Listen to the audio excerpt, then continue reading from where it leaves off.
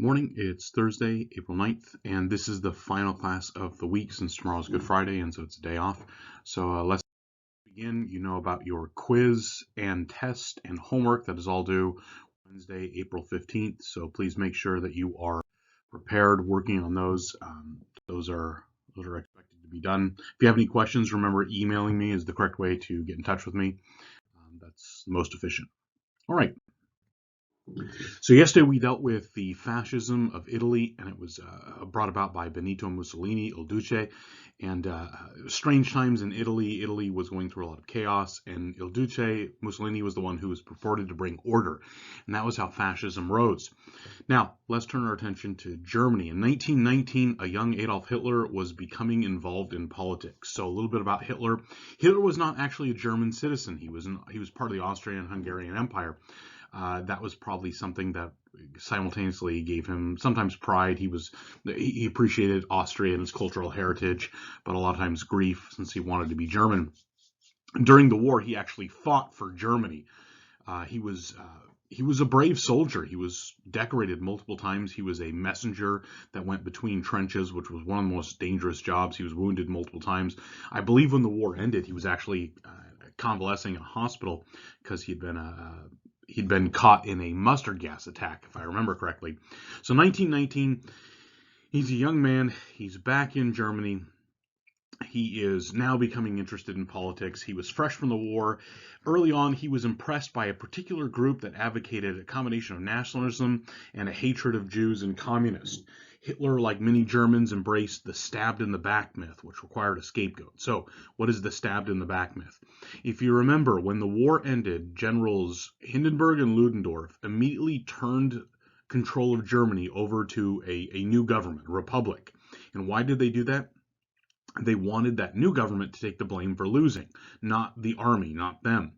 And so what happened just immediately within this year is that throughout Germany, many people started believing that the German army was actually going to win the war, except this government rose up, took over, and betrayed the soldiers and lost the war. They were stabbed in the back.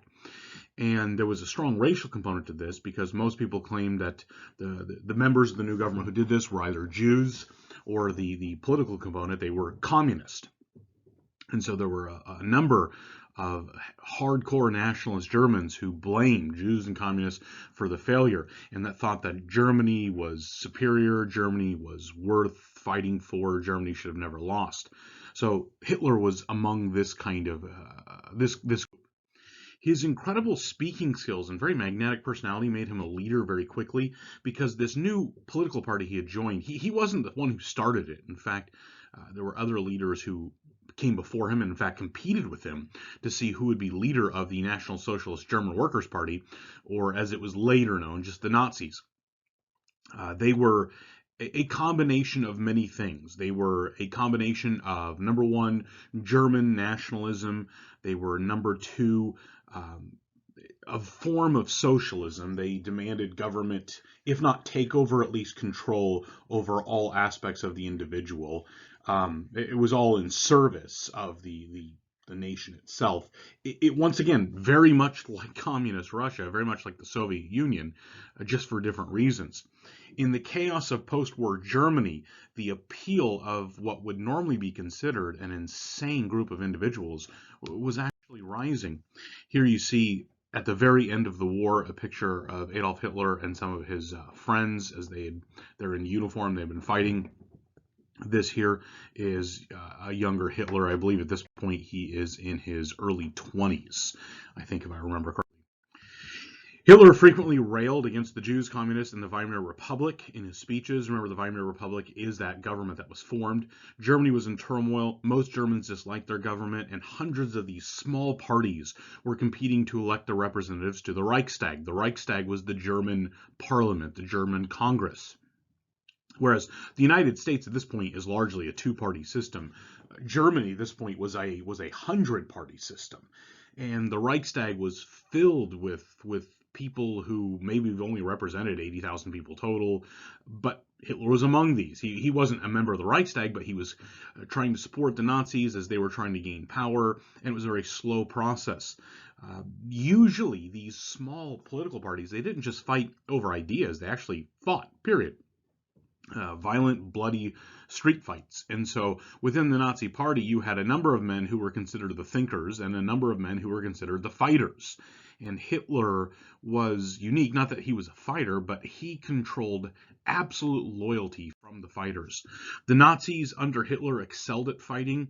They formed the SA, and the SA was the thugs of the Nazi Party under a man named Ernst Röhm.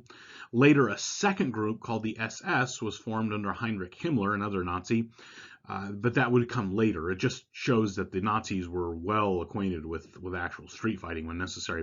In 1923, Hitler led a failed attempt to take over the government. In 23, Hitler was really inexperienced. His party was tiny and ill-equipped, but he had grand ideals.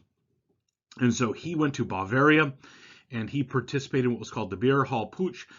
Took place in Munich. It was an attempt to take over the Bavarian government with the idea of then taking over the greater German government.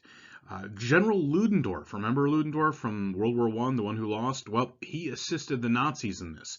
He gave them his name and his prestige. It was an absolute failure. A number of policemen were killed. A number of Nazis were killed. And in the end, it failed. Hitler went to prison. The sentence was extremely light, though. This was traitorous rebellion. Had they really considered something like the death penalty, that would have been at least reasonable. But Hitler got 1 or 2 years in prison. While he was there, he wrote his book called Mein Kampf, which means My Struggle. Originally, I think it was entitled 4 years fighting against lies, stupidity, and apathy, or something like that. But it's a screed. It's just this extended diatribe of his hatred towards so many people and his plans on what he was going to do. After prison, he went right back to work with the Nazis. Now, after he gets out of prison, though, it's not the early 20s, it's the mid-20s, and even near to the late 20s. And Germany as an economy has stabilized, and in fact is growing quite a bit more powerful. And so the appeal of these Nazis saying the government will take over everything and we will rule all and we will dictate your lives and we will provide food and purpose and all this stuff, it suddenly became a lot less appealing, because by mid-20s, late 20s, many Germans were actually beginning to think that life was getting better, that there was hope, that they were going to be able to prosper, and so they were less inclined to listen to these messages. In fact, the Nazis might have just completely died off if not for the Great Depression. Germany was hit much harder than America was, even though it started in America. Desperate people, now we're into the end of the 1920s, early 1930s, desperate people listened to Hitler's message, and his party gradually won more and more seats in the Reichstag, because now you have people who are generally starving.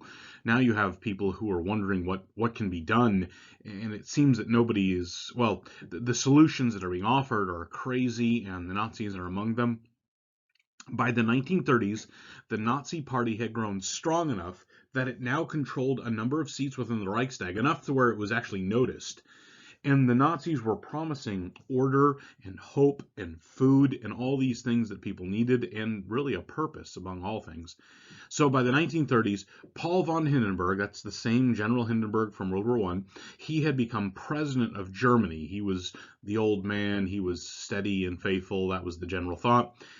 And Hitler, in an amazing change of fortunes, the small Nazi party was granted this. Hitler was made chancellor. So you have the government essentially split into two separate parts. Hindenburg as president, Hitler as chancellor. And around this time, a likely staged fire allowed the Nazis to seize control. This is the German Reichstag building, and it is burning. Now, there is still even today dispute as to why it was burning. The Nazis immediately found a mentally impaired Dutchman, I believe, who was also a communist, and claimed he set fire to the building. And I think he actually confessed to setting fire to the building. But I would point out, number one, he may have been tortured, and number two is he probably was mentally incapacitated. There are a lot of people, and this is probably where I lean to, that think the Nazis just straight started the fire themselves.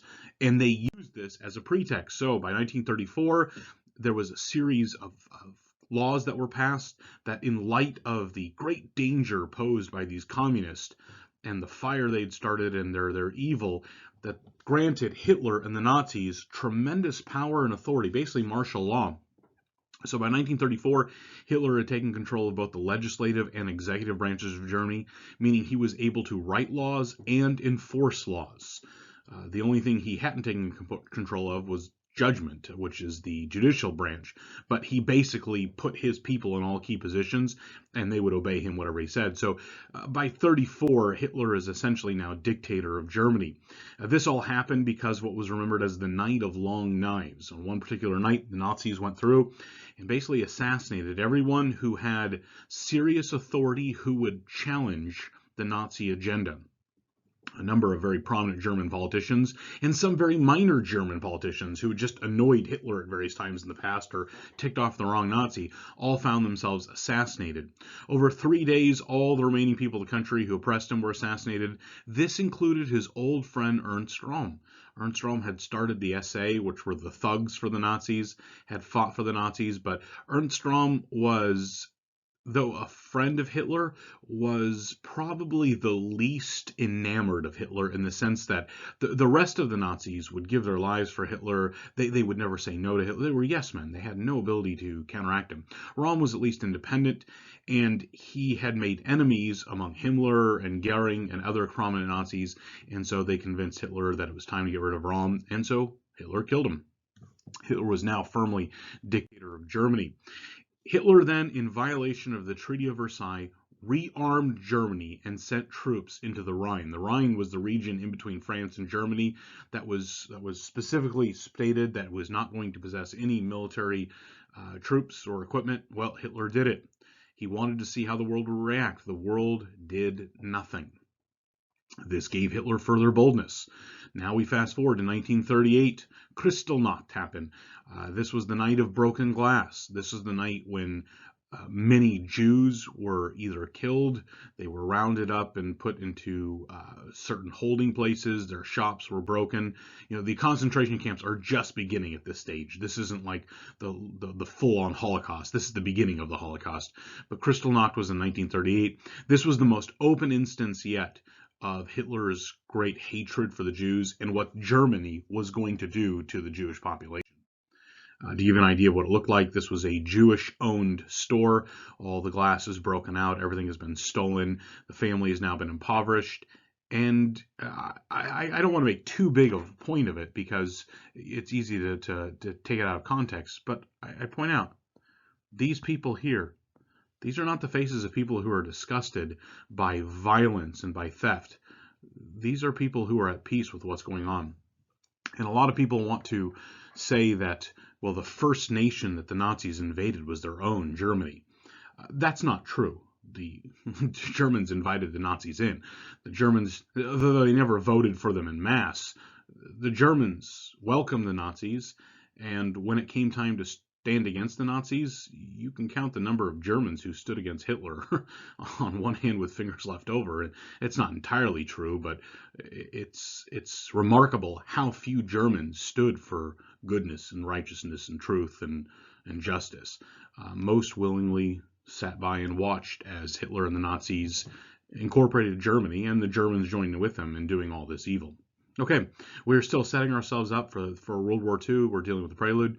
We've now established how the Nazis came to power in Germany, how the fascists came to power in Italy, how the Soviets came to power in Russia, and the state of Britain, France, and the United States. So we'll continue to make our way through all this in the days ahead. Make sure you're staying on pace for your quizzes and tests. If you have any questions, please feel free to email me.